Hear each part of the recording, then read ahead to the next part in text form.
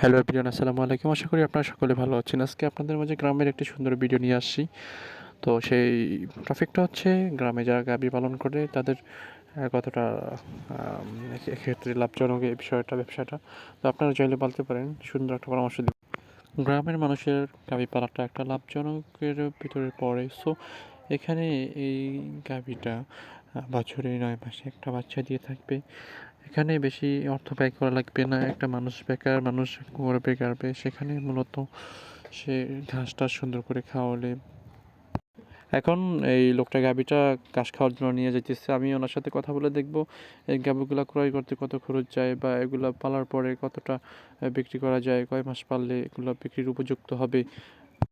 ভাই, আপনার সাথে একটু কথা বলা যাবে? জি ভাই। আচ্ছা, এখানে 3টা গাভী ক্রয় করতে কত গেল আপনার? 2,30,000 টাকা। দর্শক, আমরা তার মুখ থেকে শুনলাম যে কত টাকা দেশে ক্রয় করছে, অথচ এই গাভীটি 6 মাস